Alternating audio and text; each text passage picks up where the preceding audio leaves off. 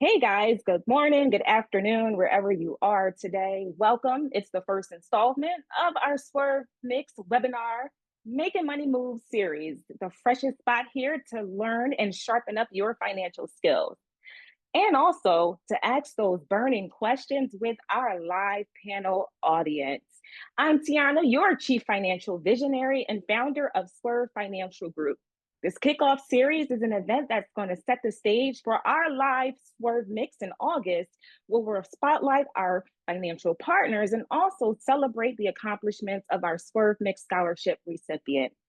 All right, let's dig in. So 20% of you are significantly experiencing some of the impacts from the economic shifts, and about 40% of you are somewhat experiencing the impact of some of these economic shifts. So we're all feeling uncertain in this new economic landscape from the corporate cuts, the federal cuts, but we're here to really turn that uncertainty into financial opportunities and clarity for you and your business.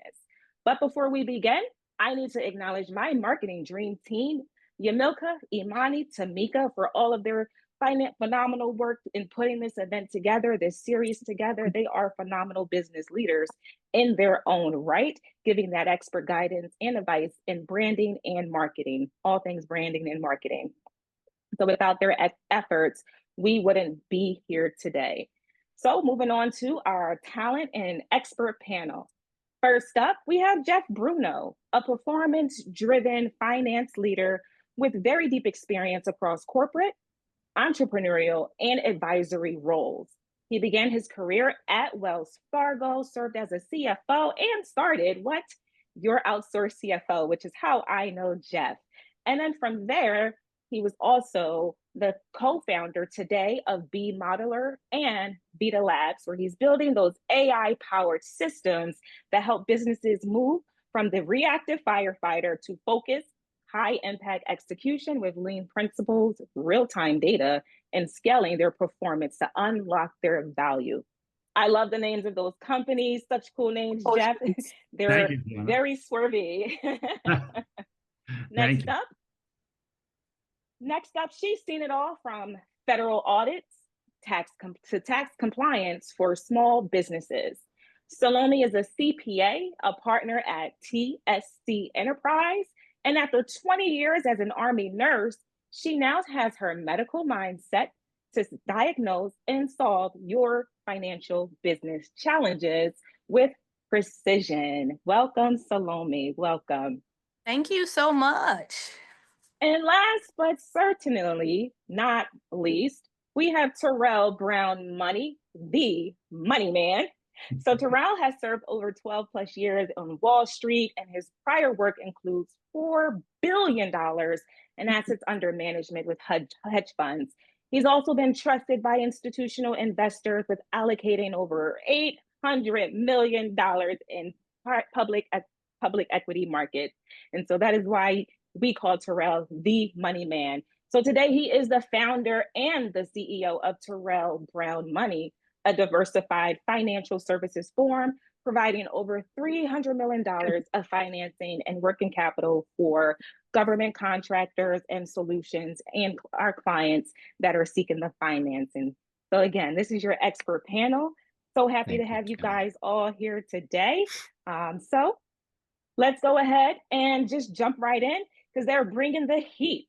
So drop your questions in the chat, or you can save them after this live panel question discussion for our 15-minute breakout. So following the panel, we'll have two 15-minute breakouts where you get to ask the questions, go deeper with our panelists, and then we'll switch you up to go for another round with another expert.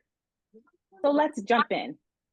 Given today's economic uncertainties, many companies, they're in a financial rebound. So, we want to know, the audience want to know, we got a lot of questions around just those top financial risks to watch out for. So I'm going to ask you guys, what are those top financial risks that the businesses should watch for, but not only watch for, how can they proactively ensure that they're managing those risks within their company? So, Jeff, I'll go ahead and start off with you and let you go ahead and just jump right in with your results-driven AI mindset.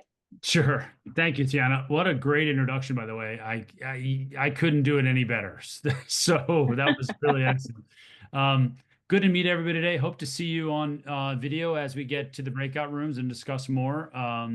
Looking forward to your questions. So, brief background. I am, for the bulk of my career, in the small business space. When I say small business, I mean companies 1 million in revenue up to 100 million in revenue. Generally, our sweet spot has been a few million in revenue up to about 40, 50 million in revenue, where we've serviced from your outsourced CFO perspective. So we know that market well. And when looking at that market, what has always been the case is it's very, very difficult for that small business company to get financing. And in this type of market, it gets even harder. Banks, frankly, and I don't know if Terrell, this offends you or not, but banks generally don't care about you. They care about getting their money back and making money on it while it's lent out to you. So that is one of the hardest things in this environment as a small business owner. And we always counsel our clients to consistently look ahead. So where are you going? What do you need working capital wise? And position yourself for that. Otherwise, you could be in a very sticky situation. And if I were to call out one of those things in that market that I really, really do not like, it has been predatory lending. A lot of people call it like alternative debt financing, but a lot of times those companies are predatory and they feed off of the human nature of a lot of business owners to see cash in front of them to make decisions. And oftentimes they're just paying way too much for that. So, and it can be a downward spiral. That's just a high level, some review pieces I wanted to touch on. But I appreciate that, Jeff. And it sounds like you're calling Terrell out. So, Mr. Moneyman, what can you share and just and tell us about this new money landscape that we're in? Especially people are looking for capital. They're in the financial rebound. You're up. Let's hear what you have. Well, again, thanks, Tiana, for bringing us all together. This is amazing. You and your team, you're doing a great job. And thank everyone for being here, including my fellow panelists. Jeff, I'll take that alley-oop. No, I don't take any of it personal. I think that's a fair question, and that's true. I think a lot of alternative capital is too expensive. So a lot of companies and clients that we have, I'm refinancing a lot of them right now because they have high cost debt like merchant cash advance, which oftentimes forces companies out of business, right? But I think what happens, because I'm primarily finance companies with government contracts, but what happened is with the company, when they have these government contracts, they didn't prepare up front, so they have to meet payroll and they forced to get into a situation as a last resort. As a GovCon, the last thing you can do or anything is not meet your payroll, right? And then there's two, the financial system, the way that it's set up today, as you pointed out, most of the banks, they are not really lending to the small companies. And I think some of the smaller companies have their bank accounts with companies like the JP Morgan, the Bank of America, and Wells Fargo. And quite frankly, they don't care about you. As Jeff pointed out, they don't. They're too big to fail. And if you don't have a too big to fail bank account, you probably shouldn't be with them. So you should think more of a credit union or local community or regional bank where your account can go a lot further. And then the reality is, I know I'm kind of probably preaching to the choir. You definitely need a great bookkeeper, accountant, or CFO to have your books in order because a lot of companies, they want capital, they're looking for capital, but they don't have their financial books in order for even someone such as myself or the bank to finance them. So if you don't have that data available, a lender, what they want to do is, like I said, they want to make principal and interest. I mean, and so that's really what it is. And I think this is even more opportunity for me because I look at myself as more of a partner, not just a lender. I'm not just making a short-term loan. I'm looking at a longer-term relationship and seeing what are their long-term capital needs. And I think that will really be the difference between me and a lot of other lenders. And, my clients will attest to that. So you talked a lot about, the systems and the data, and I know a lot of that, Salome touches on and addresses in terms of what does your financial back office look like. So that brings me just to just an audience question from Sandy Arnett. She did have a question. around some of those delays that, Salome, want to have you address that. Sandy, can you just share with us, just tell us who you are, where you're from, quick 15 seconds on your business, and then, how can we support you? Let's dig in. What's your question? Okay, sure. And it's nice to meet everyone. And thank you for having this webinar. Tiana, this is very helpful. I know it's going to be a lot of good information shared. So I'm Sandy Arnett. I run a public relations consulting firm called Arnett Media Strategies. I'm based in Maryland. And basically, I work with clients. I help them develop their messaging. I help them get their stories told. It could be through press releases, thought leadership content, getting them interviews, media interviews on TV, radio, online platforms, as well as print publications. I also do media coaching to help prepare them for the interviews, but I also do real-time media monitoring. So my question was really, how can a small service-based business like mine better prepare for economic shifts or funding delays, especially when working with government or nonprofit clients that are on longer payment cycles? Right. So thank you again for having me too. And also thank you for the comment and the question. Uh, we are like our business is pretty much like yours, right? We help people tell stories, Jeff and I. But it's from the financial perspective. So I think Jeff alluded to that if you wait for money when you need it, you probably won't get it, right? So it's always best to, at onset, make sure that you're credit ready, right? As small business owners, we tend not to pay things because like you said, we have a cash flow problem. But then on the other side, it'll hurt you when it's time for the loan and then they pull your credit score, right? I often, I guess I'm a pro banker. I guess having been in banking for 20 years before I started the company, you got to render unto Caesar what's Caesar's, right? So pay your taxes. You can't, when people come into business, they want to think that everything should be a write-up, but they don't have to pay any taxes. And so, as a matter of fact, I want to act like I got a loss. Well, if you have a loss and then you want to now go and get a business loan, no one's going to give you the money because your tax return last year said loss. So understand those types of implications that when it's time for money.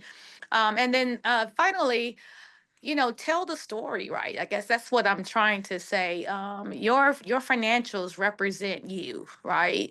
If you are trying to grow your business, again, you can't operate it. You can't show a loss, right? You need money. You look ahead to what you need, and then kind of walk yourself backwards, if you will. I always say, I'm pro banker because when people borrow money from my bank that I have my deposits in, right? I expect that when I go to my bank, my money is there. And so if you have not paid grandma, if you have not paid, your cousins and your friends, and your credit score is shot, I don't want my bank to lend you money either, right? So, step one is just make sure you're bankable, bank ready, right? People have epiphanies at they, like I said, they ain't paid anybody their whole life and now they want a business and heard they could go get a loan. So, I just think just be bank ready. Now, a lot of understand the Prompt Payment Act. So in the federal space, they have to pay you if you're a small business within 30 days. If they don't pay you, it's against the law, then you incur interest. So again, understand the rules and regulations around it. There shouldn't be anyone that's delaying payment anymore based on the Prompt Payment Act. So those are a few tips I could give. Can we Jeff, jump anything in? you want to add to those funding Thank delays? you. Sure. Terrell, you want me to jump in? Yeah, Jeff, yeah, and I'll go in after you. Yeah, Sure. Jeff. So yeah, funding delays are very common when you're growing a business, Sandy, and it's something that a lot of owners don't plan for because they don't fully understand from the beginning what they're looking at their cash conversion. I'm not going to get very technical. Maybe in a breakout room, I'll go over cash conversion, but some tactics there that you can do to improve upon that. A lot of people shy away from deposits. They're like, well, I'm going to just collect, upon the end of my service. or retainer type bills, like at the top of the month you charge instead of the bottom of the month when the work is done. Those are some really good tactics to massively improve your cash flow as you're growing. Even if it's a 10, 20% deposit. I mean, if you have a 30% profit on your business model, just bringing that type of profit up first, 20, 30% of that as a deposit is massively helping you scale your business. So those are some quick ways to try to do that to avoid cash pitfalls. Yeah, I think that's great. Hopefully, y'all can avoid them. If it wasn't for them, I probably wouldn't have a job. But I think, like I said, I think there's a few different things you can do. I think there's stuff. One, you can monitor those expenses a bit tighter because there's stuff that I think that we all have a lot of unnecessary expenses, subscription and stuff like that that we don't really use. So when you look at that, that really can save a ton of money. And then I think some of those other things, like say the Prompt Payment Act, I think they pay in 30 days. And I think for small business, it's even 15 days and some. So I would also get ahead of things because some of the issues I see with a lot of GovCons, they don't invoice correctly, their paperwork is not efficient, and they don't know the payment terms of their prime vendor, whether that's a nonprofit or the prime contractor. So they don't know. And oftentimes, as you're saying, you can get an advance payment and mobilization capital for 30 to 90 days because that prime want to see that you're successful in order for them to be successful. So they have an invested interest in you being successful. And so I think that small business owner is afraid to have that conversation because they don't want to look like they don't have the capital to be able to execute on a contract. And it's the reverse. They know you're a small business. Anyone who's been an entrepreneur know that you've been there. So I think having those conversations, and then as things change, the terms, like in government, they do modifications all the time. Don't be afraid to modify the contract with the prime, charge them interest, other stuff. Hey, listen, you've been 30, 90, whatever days, put those things in the contract, right? And I think they would even respect you more as a good, savvy business owner. Great. Thank you very much. All that You're was welcome. wonderful. Very helpful. Sure. Next up, we have another question, and it's a cash flow. I mean, we had a lot of just questions around cash flow, especially cash flow management, and how to really secure the cash flow. And you guys touched on it a little bit. I do want to call on Alnika Lavello, to ask her question. So Alnika, if you can just share with us, tell us where you're from, a little bit about your business, and also what's that cash flow question? Hello, guys. Hello, everyone. I'm sorry, I'm sitting in the store. So, my name is Alnika Lavello. I am the owner of Lavello Elizabeth, a retail company that I started a little bit over 11 years ago. We're located in Old City, 219 Market Street. I had quite a few cash flow questions that can't even come to mind now because I'm listening to all this information. And it's actually, what I'm in right now is kind of out of my control.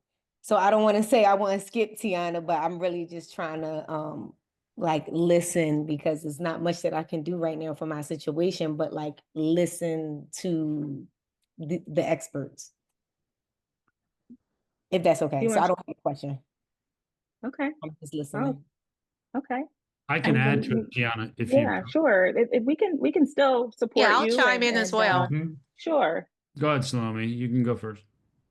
Okay, in terms of cash flow, that cash flow would put a business out, you can have $1 million contract, and if you can't, to your point, meet your payroll before that money comes in, you're out with $1 million contract of business. So a couple of ways to manage cash flow is, to your point, work with someone like Terrell or something that maybe can give you a bridge loan. And maybe I should just let Terrell speak on this. Or What if my again, financial there's some document? small CDCs that could, maybe give you a micro loan to get you forward. Some of them you could use the receivables as collateral. I kind of try to stay away from those, but at the end of the day, they are a opportunity for you to get cash flow. I'll punt it over to Jeff. I'm sorry. Sure. So Lanika, is that how you say your name? Alnika. Alnika, thank you. Alnika, so I'm going to get a little technical here, but bear with me, okay? So and I won't be long, I promise, Tiana. So it's cash flow conversion. Okay. Now, the way we look at it, let me briefly explain, is you got to think about your business model and how you're going to grow your business model. Okay. That is the most important thing. I'll give you an example. A client of ours who is now at $6 million last year in revenue. She grew over the last 4 years from 0 to 6 million in 4 years. She put $1.3 million of her personal cash into the business to sustain the business and has so far not seen any of that back. And the question is why? So I looked at all of her books over the last 4 years, did an analysis, and said, here's what happened. You lost $300,000. So that's 300 of your 1.3 million. But your other million is in your accounts receivable. So you basically had to fund the growth of your business because it was so fast from 0 to 6 million. She had to fund the growth in receivables that kept growing, and she couldn't take the profit out because her margins are relatively lower to pull back some of that cash until she continued to hit higher and higher levels. So that's what you have to think about when you're growing your business. How much is in my cash conversion, and how much capital am I going to need to get to that point where I can then start to take some of those profits back down off of the business model? And you can put a whole pro forma together to analyze that. Yeah, Okay. and I think, like I said, Jeff said, you should have at least whatever a weekly or monthly pro forma because things change, right? On what's exactly going on, then that monthly is going to go whatever to a yearly kind of pro forma there. But again, I think a lot of companies too, as part of that, the receivables that you may have, you need to be collecting. They send invoices the last day. You should be sending that invoice, close to a week or so prior to, right? And getting ahead of those things. So I think if you collect, right, collections a lot faster now, that's going to be there. And then I think, like how you said, with a lot of companies, if you price the jobs, like sometimes you might be, generating $1 million. So price the job out, including all financing costs and everything that's part of that, or that forecast or pro forma, really seeing what you're making, because sometimes it might be $1 million job, but it's not profitable. So the company doesn't know that because they haven't looked at it. I'm like, oh, even me, I'm going to look at it. So, okay, this contract isn't profitable. So we really can't even lend them any because we're not going to be able to get our fees. Right. And so figure out, what that really looks like. And then, like I said, I see a lot of companies. I mean, these are companies doing $100 million in revenue and similar situation. The owner, they can't even take any money out. I'm like, that's ridiculous. But what's happening is they're not monitoring their expenses efficiently. And then do other things with the cash flow. Like insurance companies right now, they're dropping people with claims and everything. Go look for different insurance, because most of probably the largest expense is salaries, and then it's workers' comp. So that's going to take, 40 to 80%. So if you have other employees, go look to renegotiate those things, maybe with a local vendor rather than a national carrier. And those small expenses cost saving. I'm not saying go to an inferior, for inferior product or service. Still, you can get a higher the same quality, but just look in terms of saving money. Didn't have what I do even with my own business. I at least have a monthly check-in and seeing, month over month where my expenses. And then, if clients aren't profitable, I tend to drop them, unless it's that longer term relationship. Because I'm pretty sure we all have headache clients. I love all my clients though. They're like, my. So we have one. So much for What'd all you of say? Well, what did you say? me. Yeah. Oh, I said thank you so much for all of Oh, your. no worries. You're welcome. Yeah. All right. Next up, we have time just for one more question because I want to make sure you guys have time for the breakout. And so we touched on cash flow, but what about those cash reserves? We had a lot of questions around investing. Where are you investing? How are you diversifying? So I'm going to ask my friend here, Carolyn Logan, who you all should visit this summer, just to come on, ask your question about those cash reserves, but also let us know where you're from and just a quick 15 seconds about your business as well. Carolyn, are you with us? Can we get a spotlight on Carolyn Logan? Sure. Hey, hi, Tiana. Thanks for hosting us today. My name is Carolyn Logan. I'm from Ocean City, New Jersey, which is beautiful here today. I'm sure like it is in Philly. So I have an ice cream business that I've been a part of for, the store has been open for about 50 years. And I have owned it for about 3.5, 4 years. So I've worked through some of the major expenses that I've had to take it over, and the business has things set up in a lot of ways that I don't have to worry about compared to newer businesses. So if we are in a position that we have extra funds, or if you're profitable, how should you handle that income? Are there good places to stash that cash, or I'm just looking for any insight that you have. Thank you so much. Thank you. All right, who wants to kick that one off? Jeff, you're off of mute. Sure, happy to. I'll let Terrell and Salome handle the investing side. So, but I'll talk to stashing your cash there. And Carolyn, Ocean City, I'm down there for the summer, by the way. So I'm curious which location you're talking about. Okay, yeah, we're a homemade ice cream store on 55th Street. So Oh, awesome! I'm gonna come by and visit you. that would be wonderful. So that's phenomenal. Congratulations on that. So one of the things we always talk about with cash is that really always the most money you can make is within your business model. The most money. Now, if you don't want to risk the money because you're uncertain on the environment, then sure, put it in, better investments that Terrell and Salome can talk about. But if you have excess capital, buy more inventory if you can, improve some of your equipment to get better efficiencies down the road, upgrade your tech to improve the bottom line construct as well, because those longer term investments always pay off in your business versus doing another type of investment. But if you just have profits and you're doing well, that's a different discussion. Okay, thank you so much. That's fabulous. Thank you, Jeff. And I'll look forward to meeting you. Same. Thank you. Terrell?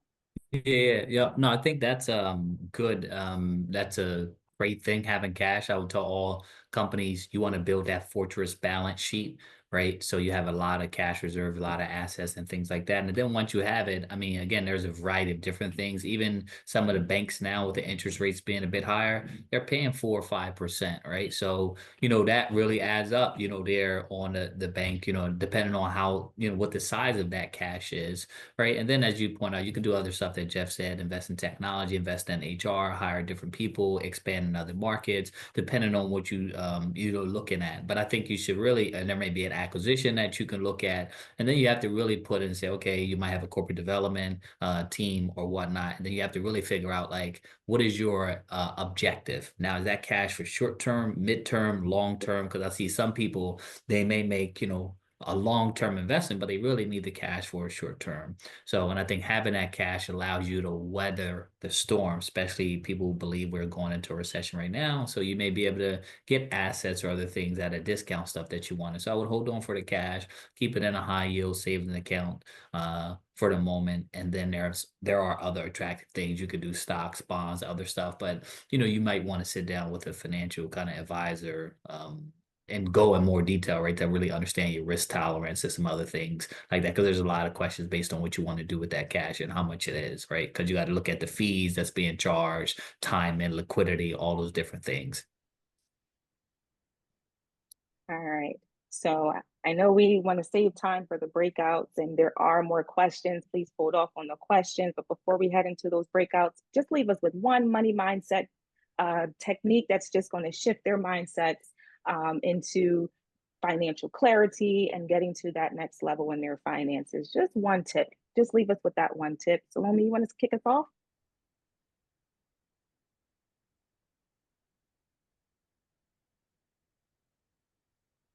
I think you're on mute, Salome. Yep, trying to type in my email address. I caught you in the middle of an email. So yeah, just one tip is just always, again, be looking forward, right? A lot of small business owners stay in the here and now. And there's no opportunity for growth. There's no opportunity for planning. There's no opportunity kind of for foreseeing what could happen, again, like we said, in good times, so that when bad times comes, you're prepared. So it's always about the preparedness, understanding your financials, understanding how to price your jobs. I guess those would be some of the big things I would leave you to take away with. And I think, Tiana, you could do a class on pricing, a whole nother webinar on how to price your absolutely. business. Absolutely. Pricing strategies. I mean, that's definitely a topic that we can dig into. Terrell, what do you want to leave us with? It's simple. Think and grow rich. I love it. I would say always ask why. Whatever problem there is, ask why several times to get to the answer until you figure it out. I love that. All right, so I am going to open up the breakout rooms. Again, you guys will have opportunity to switch in the breakout rooms, and you will be able to dig deeper and ask those burning questions. Each host will host their own breakout, so give me 1 second and we will go ahead and create those rooms.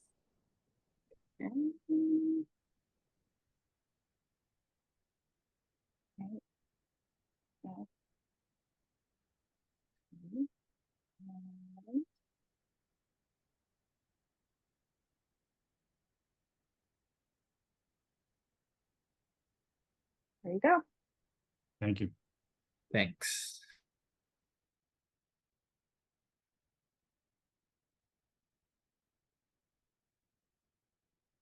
All right. So again, I just want to thank our dynamic panel and most importantly, all of you for contributing to this dynamic discussion of impact, purpose, and how to protect yourself in uncertain times. So what's next? We're going to send out a survey and we're going to just ask each of you to complete the survey.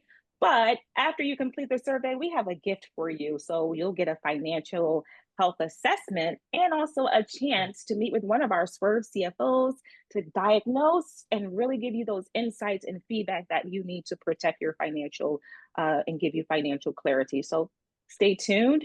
Also, for more details on our next Swerve Mix, tell a friend, bring more questions. We'll have an awesome panel again where you can live and ask those live questions and have the dialogue that you did here today. So stay tuned. We will be having our Swerve Mix in-person experience in August, and you will receive more details on that. Again, thank you all. You are now all officially Swervies. So let's continue to swerve those financials in the right direction. You have been Thank you, Tiana. swerved. Yes. Thank